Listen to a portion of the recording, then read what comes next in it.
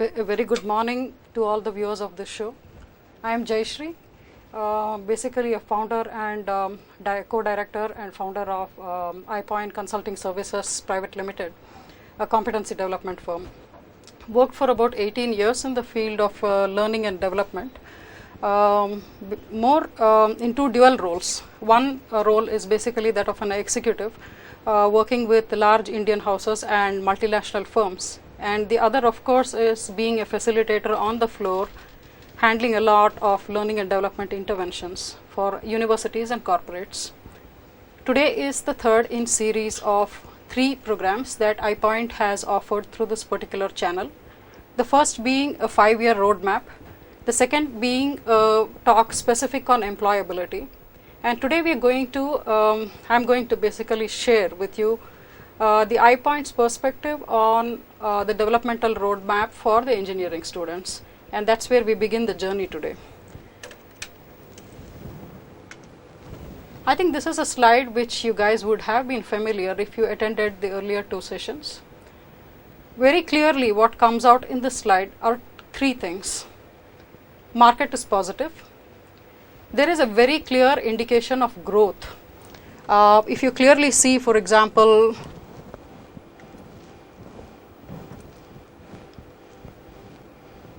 how do I go back?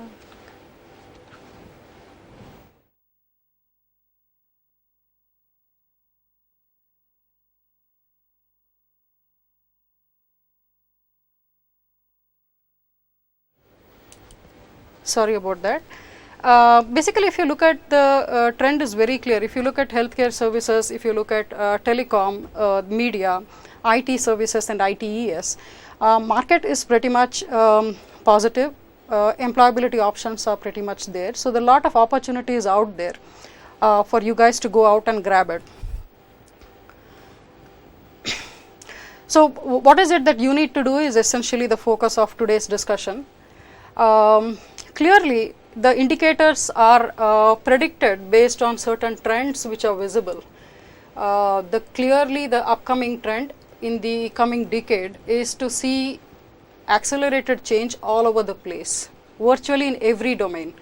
Look at politics, look at education, look at science and technology, business at large. There is a huge visible indication of change all over the place. So, change is the only constant to stay. But what this change will also introduce into the system is clearly a new set of challenges. It will also introduce into the system a new set of opportunities for all of you to grab. Clearly, there is going to be an imperative for the profession of engineering itself, and in turn for all you engineers watching this show.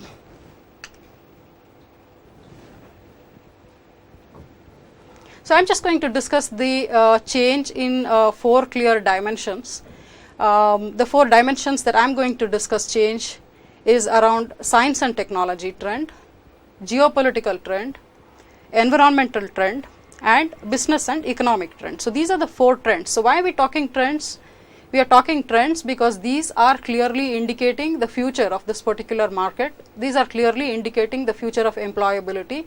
These are clearly indicating the future of what sort of development you as students have to take in this particular stage.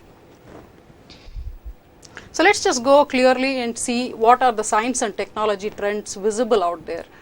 We are not talking science and technology purely to understand how to solve the here and now problems. We are not looking at a quick fix for the current solution, but the trend is a clear indication of where it is heading. The trend today that we are going to discuss is on 2 clear dimensions. One is the reach of these technology trends, the impact it is going to have at the grassroots level of a nation. The second trend which is going to be visible is the trend which is going to be directed by you, me and every individual, which is the personalization trend. So, we are going to look at science and technology as well as most of the trends purely from these dimensions and not from looking at it from a here and now quick fix solution. So, I am looking at science and technology across clearly design, materials, information technology, robotics and medical technology. Let me take design first. We are talking about personal fabrication. I think all of you are pretty much comfortable, or all of you are pretty much aware of a device like a web camera. This is something that all of us know.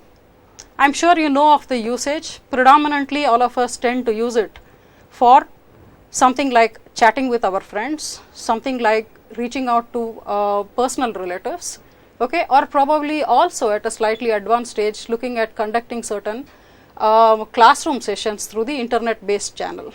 But we are not talking about web camera in these contexts. We are talking more about using something like a web camera in an area called chemical spectroscopy. Now what can it do in an area like chemical spectroscopy? It can tell us when the milk is turning bad. It can tell us when somebody is diluting the milk. So do you get to hear what is the far reaching consequence? It is actually touching the grassroots of the society. It is touching the dairy as a sector and reaching out to those local farmers and people at the grassroots level of the dairy sector. So we are talking about technological trends which move more so in the direction of reaching at a grassroots level. If you look at typically the users for such an application design would be the people who are in the remote centers or in the rural centers of the nation. Let me just move one step ahead and try to see something like a nanotechnology or a biotechnology with a similar lens. We are talking about nanotechnology. Now nanotechnology has a very huge implication on the properties of a material if you use it in a very incremental way. We call it incremental nanotechnology. What can it do? If you, for example, take plastic, which is the most commonly used thing in the household, I think every household will be familiar with the word plastic. Now let's assume we are doing or we are trying to reinforce plastic with a layer of nano grade clay. What we are trying to do is we are trying to build a plastic which is much more strong. We are trying to build a plastic which is much more chemically resistant. Now that's the role that nanotechnology can play more from a reach standpoint. Of course, all these technology, there are a lot of other usages. But what I am trying to bring out today is specifically that which we will, as I said, discuss is what touches the grassroots of a nation, what talks about reach, what talks about personalization. Take biotechnology, one more interesting field in the engineering streams. We are talking about probably being able to strip down an organism like a bacteria to the bare minimum configuration possible. Once you reach the strip down level, you can identify which of the properties at this strip down level you actually want the bacteria to possess, and therefore you reconstruct the whole organism all over again. Now what does that mean? It clearly means the potential of you as engineers being able to build anything which is living, any living organism, okay, with a set of properties that you are likely to dictate. So can you see that the trend is moving towards personalization? You decide which sort of organisms that you would like to have in the world that you want to live. Now that's where the future is heading. Look at the other thing, the information technology. Already what we hear in the market is loud and clear about something called cloud. Cloud, we are talking about, is a very advanced form of distributed computing. Today the information technology has a very clear trend of further miniaturization, increased in the capacity of processing, okay, and being all pervasive. What does all pervasive mean? It means that probably you can have what they call an MSME, okay, which is nothing but a very tiny computer which is network aware and has its self storage, being planted in a forest region, may be planted in multiple areas within a forest region. The forest, when the forest catches on fire, there is going to be a clear indication to whoever you are, wherever you are, about which part of the forest has a much denser fire than the rest. Now that's the reach that we are talking about. So this whole information technology is going the all pervasive path. Once again, it is up to us to pick up and use this technology, okay, towards personalization. Take robotics, which is the other field. I'm just trying to see how I can take robotics to the agricultural segment. Probably we can build a tiny robot, okay, which can maneuver through the fields, through the paddy fields, which can actually walk through the paddy fields or through a corn field and tell us which section of the crops are more manifested by pest. Probably it can be enabled to destroy the pest. Okay? It can identify where weeds are growing and blast out the weeds. It can test the soil. It can help me understand how much of water level is there in the soil. So, a lot of things are possible if you look at autonomous robots in the field of agriculture. Let me go to the last thing that I have brought out there, which is about the neural processes. Now, what we are talking about is clearly a very significant advancement in the field of medical technology. What you can do is, by a silicon implant in the brain, you can replace the damaged or degenerated sections of a brain with something which is renewed and recharged. Now, the brain after the silicon implant is going to function pretty much like how it used to function in the past. So, that is the type of science and technology trends which are visible out there. So, what is it that you as engineers can actually do, or what is the clear indication coming across to you as engineers? The clear indication is that you are going to help the society define what is the world that they are going to live in, what sort of parameters, what sort of surroundings do they really want to live in. So, basically help them to define, to make the right choices, to show them the choices and allow them to pick those choices. At a second level, you are the guys who are going to engineer these solutions, okay, and make the place, this world, a place the way people would love to see it, or people would love to stay in. That is precisely what we are talking about as personalization. So, you are going to play as engineers a very vital role looking at the current science and technology trend into the future to make the world a place which people would opt to live in. Going into the next aspect, looking at business and economic trends, globalization is something that I like the whole perspective which was discussed by Friedman in the book World is Flat. Now, the world is flat has a very strong meaning if you actually look through deeply. We are talking about globalization era. We are currently in globalization 3.0.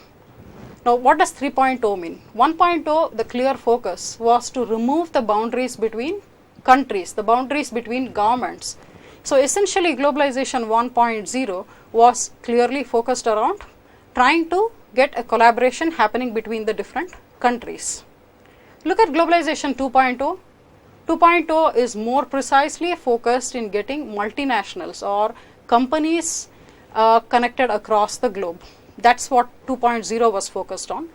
Today 3.0 is clearly focused on collaboration at a much different plane, which is collaboration at an individual level. So, the 3.0 clearly indicates much higher empowerment for individuals. It talks about reducing boundaries between individuals. It talks about people competing in the global market. So, let me just briefly summarize this particular slide. 1.0, the focus is clearly collaboration at a country level. 2.0 was clearly focused around different companies collaborating, and 3.0 is focusing clearly on collaboration around not only collaboration but about you being able to compete globally. Now, that is what 3.0 is all about. So, that is a clear imperative for you as an individual, okay, to understand what is it that you need to do to be able to seamlessly collaborate in the global world. A very clear indication or the outcome of this trend of globalization is that manufacturing design as a segment, the outsourcing of that particular segment is clearly the next big wave that is visible. This whole wave is going to more or less follow the tide of the software services being outsourced. So, it is going to follow a similar pattern, and design outsourcing, I think you would have already heard in the market about a lot of other things, right? Legal process outsourcing, knowledge process outsourcing, but the big thing that is coming up is the manufacturing design outsourcing bit. Social trends. Social trends, if I take education, clearly visible is the trend of students trying to move away from the stream of pure sciences. Now, that is a threat because engineering as a discipline cannot exist without pure sciences.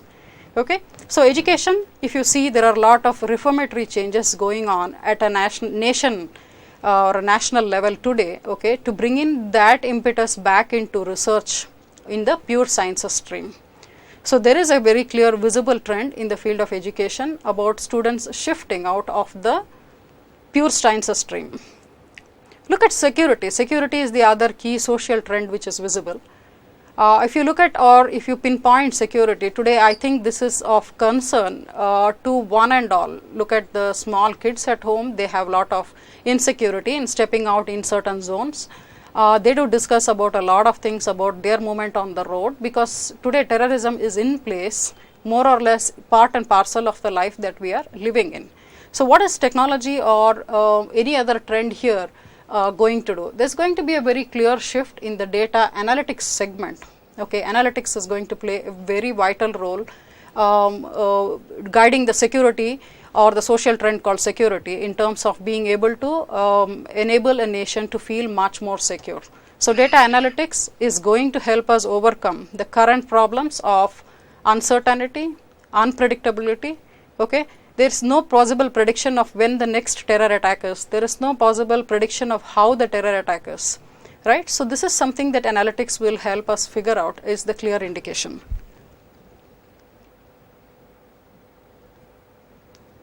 Moving a little further ahead, we are talking about environmental trend.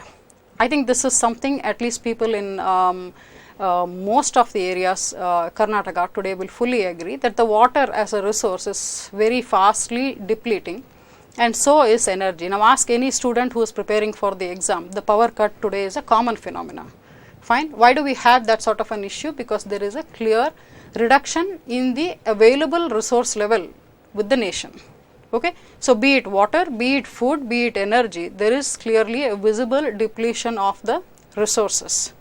So you are seeing today there is a lot of discussion, especially in the energy segment, about alternate energy. People are talking about bio related energy. People are talking about wind farms, which will help us generate, solar forms of being able to generate energy. Okay. For the first time in the visible indication is that people are talking about energy or alternate energy in a term which they never spoke about in the past. So the resource depletion is going to clearly drive or is a very visible environmental trend out there. And so is the global warming. Now what could these lead? These could lead to a lot of challenges in the system that we guys are operating. Now what does a challenge mean to an engineering student? It just means that you are going to be able to identify a solution for a challenge. So as an engineer, engineering I would see is where science interacts with the way we live. So if science has to interact with the way we live, you as engineers should be able to identify the day-to-day problems. You as engineers should be able to come out with the solutions to these problems that get identified. So each of these trend indicators that we are seeing over the last couple of minutes essentially either would pose lot of challenges or obstacles in the existing system, or it would also generate every obstacle. The way to look at it is that it's going to generate a new opportunity for all of us. So it's going to pose challenges, it's going to pose obstacles, and thereby generate new opportunities for all of us. Geopolitical trend, there is a very clear indication, and I think we did discuss about this in the very first session. Now in the past, if you look at history, there has been a very, very strong indication of the way the Western European countries came to power, the way US came to power. Today we are talking about the rise of Asia. We are talking about rise of Asia much more in line with the type of or the way the change happened in the past. We are talking about more or less in terms of magnitude, a similar or maybe a higher magnitude, okay, of shift in the world in terms of how these Asian countries are rising. Clearly BRIC countries, which is Brazil, Russia, India and China, are the 4 countries which are going to emerge as a significant new power in the world. Now what that can do is, if you look at the outsourcing market in the last couple of years, I mean that is because of the way that you could operate in a underdeveloped country versus the way you could operate. So something that you could actually get done for an $800 per hour like thing in the US could probably be done at an equivalent cost, or like I would say a much lesser cost of about $80 in India. For the same piece of work, ideally you would have paid 800 there, you're landing up paying 80 here. Now that's going to play a huge shift in the geopolitical scenario itself. Global security, once again, nothing to specifically mention, but essentially this is going to this is not a national level problem. We are talking about security at a much global or an international level. So all these are trends. Now, while we are talking, why are we talking about so many trends here? Because we are all engineers and we are talking about engineering as a profession, right? So why are we talking about all these trends? As I said, it's a very clear indication. If you look at history of the engineering profession itself, now the profession has actually evolved itself, okay, aligning itself to the new trends, to the new challenges, to the new opportunities. So every time there has been a change in trend, every time there has been a new challenge which has been thrown, every time there has been a new opportunity which has been created, the engineering stream or the profession itself has molded itself or evolved itself over a period of time. That's about the history of it. Now, is that something to stay? Yes, pretty much. Now, that's essentially the reason we are talking about these trends. So, if these trends are clear indications of the next decade at least, as we see, the trends are going to clearly throw, as I said, a lot of challenges. There are going to be a lot of opportunities, and therefore, all engineering community essentially have a very clear imperative, okay, which is an outcome of these trends which are visible. So, what is it that the engineering institutions or the so-called professional institutions, what is the role that they have to play? Now, the way I look at a professional institution, specifically the engineering colleges that we are addressing today, the way I look at them is that these are platforms, okay, first of all managed by a body of people who are professionals. So, it's a set of professionals who actually are creating and actually establishing these institutions and taking the institution forward. Second thing is, these people know about the standards, professional standards, okay, expectations out of the people. So, here are people setting those standards, creating those environment for learning for the student community. And the third is, from a student standpoint, if I look at these institutions are the place where they are going to dirty their hands. If I am sitting here thinking that I am going to be able to develop a robot which will help or which will create a major shift in the agricultural sector, where do I dirty my hands? I probably am going to dirty my hands in the robotics lab in my engineering college with the guidance of my faculty available in the college. So that's I think the role played by the professional colleges out there. Now, having said that, I just want to see, with all these challenges which are with the current scenario, what is the industry expecting out of all of us engineers? Default at the core, engineering as a stream, as a discipline, employs the principles of science and mathematics. So, it is something that you cannot let go of. That is why your academics has the stronger weightage in this particular stream, because you are talking about the specific stream that you chose. It could be mechanical, it could be biotechnology, it could be information sciences, whatever be the stream of science, a combination of science and mathematics as applicable to that discipline is something that you, me, or somebody cannot go out of. So, what is the industry expectation? The industry expectation is that you are the guru in the said domain. Now, if you have chose to be in the field of mechanical sciences, you are the guru in the field of mechanical sciences. That's a very clear expectation that's implied. That is more like, no, you and me breathing to live. So, that's a very clear expectation the industry has on every student, which is you have deep down strength on the particular academic stream that you have chosen.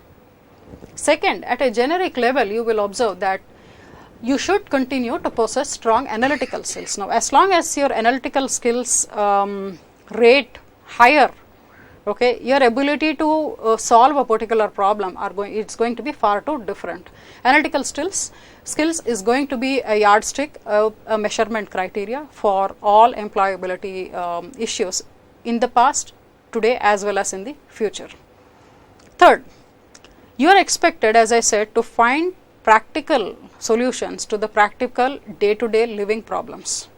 So, you should continue to exhibit ingenuity, which is your originality in identifying solutions to the problem. First of all, your originality in identifying what sort of problems exist in the system and thereby finding a solution.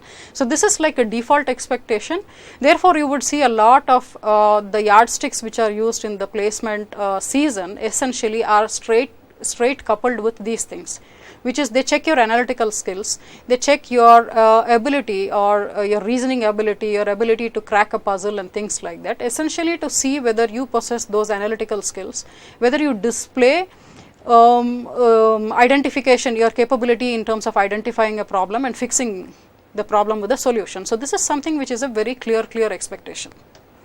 The second thing, as I said, if you are there to find problems, there is no way that you can go out of the creativity area, because you are there to innovate, you are there to invent, you are there to think out of box solution for an existing problem. So creativity is the other key trait that is being looked for in the engineering community. Third, the strongest thing today in the engineering world, as much in most of the other disciplines, good communication, working in teams, planning and prioritization are a must. Reason is that every single project, be it a research project, be it a project which is to do with constructing a particular machine component, identifying or creating a new design, whatever be it, essentially you are working in teams. The teams in the current context, because of being in the globalization 3.0 era, you are essentially working with interdisciplinary teams. You are working with teams which are virtual by and large, teams which are spread across different geographical areas. Your customer base is geographically spread. So the challenges are huge. So as long as you are able to communicate well, working in team, which is your ability to display interpersonal and intrapersonal relationship at workplace, your ability to plan and prioritize, as long as you are able to display these things, you are definitely at an edge with respect to the others. So let me just run you through it again. We are talking about hardcore skills which are looked for in any engineer. That is your discipline that you have chose to, you have made a choice, a conscious choice of being part of a particular discipline of engineering, and therefore your understanding of the domain, your understanding of the current latest trends in the domain, okay, what are the things happening, who are the key players, okay, all these things is pretty much a basic requirement that the industry expects. Second thing is strong analytical skills and your ability to find solutions to the problem. So this is like a basic in thing. Pretty much everybody is expected to have that. Now therefore you will see that in the placement season there is something called a cutoff declared. So all biotechnology students, for example, with a 70% score and above can apply for job at XYZ company. Now that's the clear indication. They are checking your academic ability, or your understanding, which is currently assessed by the different examination run by the academic bodies. So that is what is the one step check which is happening. The second you will see is that you are by and large subjected to a what I would say a screening process where you have aptitude test like thing which happens, and that predominantly is an indication or is a clear check on your analytical skills. Problem solving, okay, identifying problem patterns essentially I see is a very big component in lot of these screening processes. Your interview cycles, essentially a lot of things which are being cross-checked is your ability to communicate well, what and how would you respond to certain situations, which could be team situations or otherwise. How are you a guy who is much more planned, are you a guy who is much more organized? Okay, now things like these are typically checked in the placement season. Is there something else that they look for? Pretty much yes. Now what is happening today is that there is a very stiff competition in the market. So you have a very constant challenge of trying to be seen as somebody different from the rest in the same group. So it's like you have to stand out in the herd. As long as you and your peers have the same 70% cutoff which company A demanded, I mean, how does the company decide whether it is you versus the rest? There is something called a top-up competency, there is something called a differential that you need to establish for yourself. Be it the understanding of the different principles of leadership, your ability to display situational leadership in the personal interview rounds or the group discussions. Be it your display of adaptability, flexibility, dynamism, agility, resilience. Now these are all the different things, basically traits which are being checked during the personal interview in the placement season. So if you look at very clearly, even in the past, the indication is that the engineers who have spent substantial time to groom themselves on the leadership skills have typically taken up or have typically grown up to be with careers in leadership positions in the engineering stream. So in the current context, by looking at or spending enough or making some investments onto yourself to develop leadership skills, you are essentially not restricting yourself to running a business in an entrepreneurial mode, but also probably you are looking at non-profit organizations, government sectors. A lot of these other openings are there, provided you display your understanding of leadership and your ability to apply the leadership skills. As I said, the other thing is that the market is very complex today. I mean, lot of changes all over the place, and the change, as I said, is the only constant. We are dealing with uncertainty. So the market expects people who are really dynamic, who are agile, who are flexible, who are resilient, okay, who can wake up from crisis and perform all over again. These are the type of people, or these are the type of traits that people look for, or the industry indirectly expects as a top-up competency. Clear indication is, as I said, if I just go back to the placement season and understand how is a person selected for a job, essentially you have a marks cutoff, followed by which you have an aptitude test which screens or removes. It's basically an elimination process. Quite a few of you who clear that particular round only reach the next round, which could either be a group discussion round or a personal interview round. So in the personal interview round is essentially what I'm saying. People are indirectly looking at your understanding of the market, your ability to display leadership skills, okay, and display most of the traits that cannot be described with a single word. Also, the other thing which is very clearly being checked today is about what is the level of ethical standards or value system that you as an individual have. Most of us, especially India, is pretty much well known for having a very strong value-based system starting from childhood. If you look at value systems are inculcated by the schooling system. Value systems are also inculcated a lot by the families that you grow up in. So this is something which actually is an edge for us. While currently it is that particular component is depleting, there is a lot of efforts which lot of educational institutions are consciously driving, okay, which is to get the value systems back, to actually help students understand professional ethics, okay, the need for ethical standards at workplace, the need for displaying professionalism at workplace. So the clear imperative for all engineers is that you have to be a lifelong learner. The day you stop learning process for yourself, okay, that probably is the last day of growth for you. As long as you're open to learn and you're continuing to learn, there is a whole bunch of opportunities out there in front of you. So we just have to focus a little specifically on the student development itself. We are talking about student development, and when I am talking student development, I am referring to two things. What are those critical competencies? Okay, and what sort of research related to how students can gain knowledge in these competency areas or develop their competencies, skills and traits, okay, post the secondary education environment which all of you are in. So that's what we are referring to in the student development.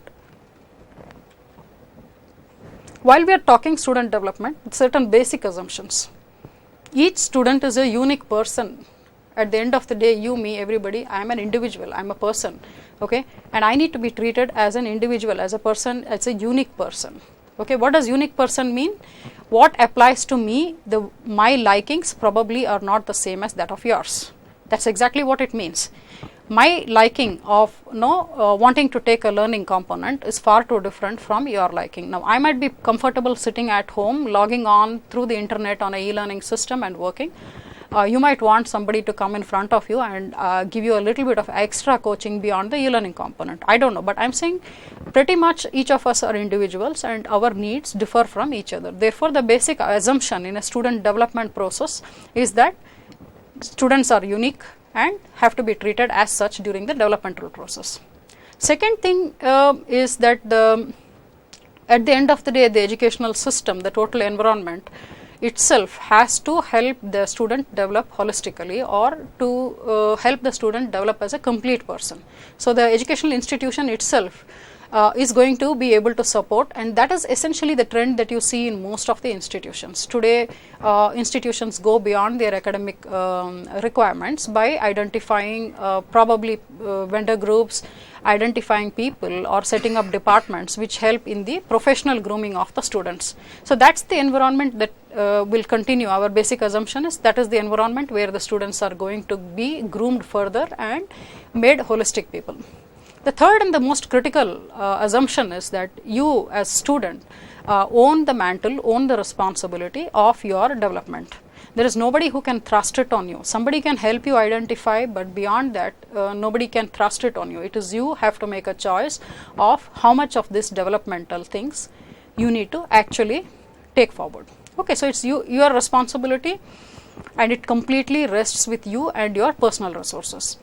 Now, the other basic assumption which I have not highlighted out here is that this whole process is developmental. Okay, it's developmental. I want to highlight that very clearly, because it is not a determinant process wherein I identify that there is a gap with somebody and therefore try to penalize the person because that person does have a gap.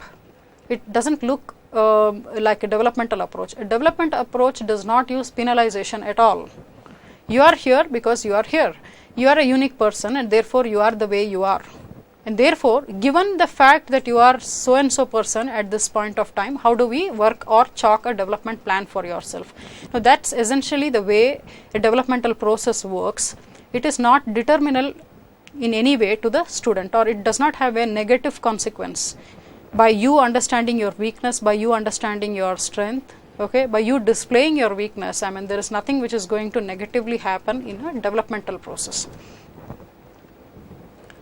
So how can a student work towards holistic development? Knowledge has to be acquired, skills have to be practiced, attitudes, value systems have to be in line with the industry expectation, which is basically, we are talking about a clear understanding of professional ethics, we are talking about a very clear understanding of professionalism itself at workplace.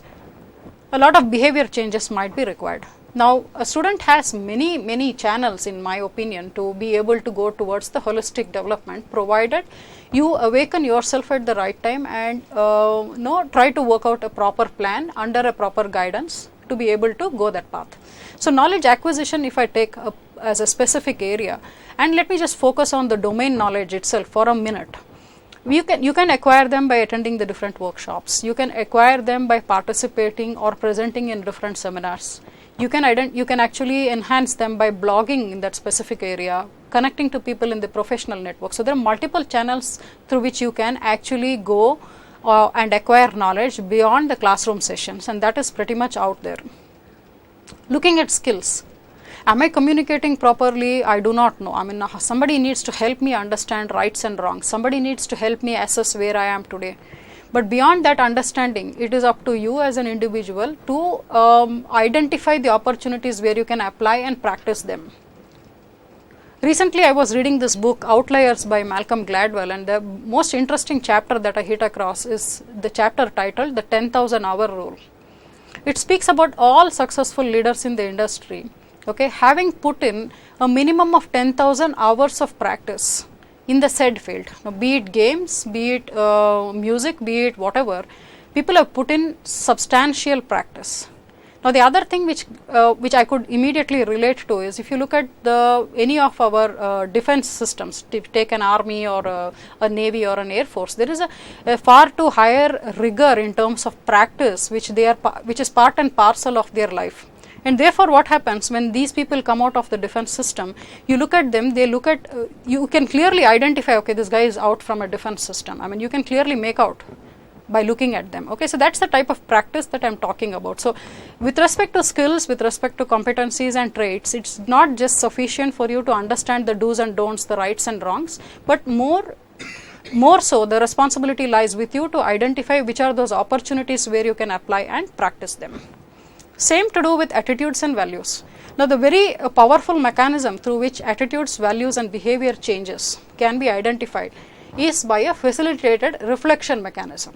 Now, how can a facilitated reflection? Now, there could be certain exercise which have a very strong scientific background. We call them psychometry based activities. Now, a psychometry itself is a tool which can is first of all the tool is put together based on certain human psychological theories. So, these instruments in themselves can help you see yourself in light of certain parameters, and it's more or less like typically run in a confidential mode, which is I look at rating myself and I get to understand who am I with respect to certain parameters. So, these facilitated reflection sessions are essentially a critical component of helping you identify what sort of attitudes you have, what sort of value systems you have, and what sort of behavior change is expected. Let me take a very simple example of successful people. Most successful people that I see are open to taking feedback. Now, if somebody says, look Jayashree, you are not doing something well, I always have to seek an opportunity to understand, can I really change, can I do something better, rather than trying to get into a mode of understanding that this is pretty much personal, somebody is taking up on me, okay, somebody is trying to point out fingers at me. So, if I am looking at accepting or change with respect to the feedback that I receive as a critical behavior change that is expected in me, somebody has to first of all tell me that, look Jayashree, you are not open to change. Now, that's the first eye opener which is required, and we are talking about a facilitated reflection approach to be able to open eyes of individuals across certain parameters. Now, once that is done, I have to consciously now, if it really comes up to me in a scientific way that I am not open to change, I am not open to receiving feedback, the very next step for me, or the very next responsibility which lies in me, is to see how do I overcome that. Therefore, I action plan myself, I actually work out certain small goals and constantly keep practicing it, and the change is going to happen over a period of time. Because most of the behavior traits that you actually start exhibiting at workplace is something that is ingrown in you or ingrained in you for the last maybe 20-22 years, and then overnight with a 4-hour intervention, with a 1 day in the classroom, you are not going to change. It is those opportunities that you need to identify, to apply and practice, which will actually make you a completely different personality. Having said that, iPoint did a very detailed research at this particular roadmap. I'm sure Naren would have projected it in his talk also. This particular roadmap essentially clearly brings about the different categories of learning interventions which an engineering student can go through. Quickly, let me share that with you. Language proficiency is a must. In the global world, a very good understanding of English language, your ability to communicate written orally in English language is a must. Therefore, English language proficiency itself is something that gets checked across and is a clear area of learning intervention that you guys can go through. The second is the series that we refer to as self-leadership or individual effectiveness labs, a series which is pretty much focused on me as an individual, as you as an individual. Okay, how do I communicate? How do I present? Do I plan and prioritize? Am I a self-driven person? Am I motivated? How do I find out what are my strengths and weakness? So, the whole thing is around me as a person. We call it a series called Individual Effectiveness Labs. The third is a category called Group Effectiveness, wherein your ability to work in an organization context. Don't assume that once out of college you are in like a free format situation. Once you are in a corporate world, once again please expect there are implied and explicit norms, boundary conditions, and therefore you are going to work in a new set of boundary conditions. So, the group effectiveness series is going to clearly help you focus on a set of activities, okay, which will help you understand what are those implied and explicit expectations in a corporate world and how do you seamlessly fit into it. The second set of things that we do in the group effectiveness is a series which focuses purely on interpersonal relationship, areas to do with team effectiveness, working, your ability to work in the context of a team. Looking at item 4, we are talking about placement readiness. Now, what does placement readiness help you with? We are talking about a series of learning intervention, and when I am talking this, I am not talking about specifically that it has to be iPoint or we as a vendor group. I am talking about generally that as an individual, if you want to look at how do I draw a roadmap for myself, okay, and how do I really groom myself in the last 4 progressive years of education system that I am in, this is probably a roadmap you can draw for yourself. So, the placement readiness clearly focuses on your ability to respond to the aptitude tests, your ability to perform well in a group discussion, your ability to write a resume well, personal interviews, okay, things like that. So that's essentially what a placement readiness intervention is all about. Beyond that is a specific industry readiness or a finishing school like component, which is a suggested thing for the students. Now how does it look like? If I take IT as a track, okay, today I understand that VTU, the same EduSat channel, runs a series on the Nokia platform. Now the Nokia platform, understanding of how to build applications on the Nokia platform, etc., is not your straightforward requirement part of your educational certification process, right? So if you put an additional effort to go that path to understand how do I deep dive in the space of mobile applications, how do I understand how to build those applications, relate to different platforms, okay, that is what we are referring to as a finishing school component. The suggestive thing is on the x-axis you will see is the different semesters which you can spend time in these areas, and on the left is about the competencies or the job readiness. So the way the roadmap has been developed, and there is a point of view document that I have uploaded this morning on the same VTU channel, the portal, which you guys can download and probably read, where we are talking about how you can actually groom yourself during the 4 years of engineering course that you are actually going through. Forget the first semester, which is your settling period, starting 7th semester up to 8th semester, how you can draw a developmental roadmap. So that's briefly about how you can go about it. As I said, there's a fairly detailed write-up, our point of view document, which has been hosted. And I'm very clearly saying that this is nothing to do specifically with iPoint. Now you could identify any mentor, anybody who can help you to go this particular path. But this is a very suggested, very detailed researched approach that we have put together. We have spent a lot of time and energy talking to people, all the key stakeholders in the education system before we arrived at this. Once we arrived at this, we did run it in front of a lot of senior people in advisory capacities in the field of learning and development. Therefore, it's a much proven, much robust developmental roadmap is what we presume. So that's about from me, and any questions from you I would be willing to answer.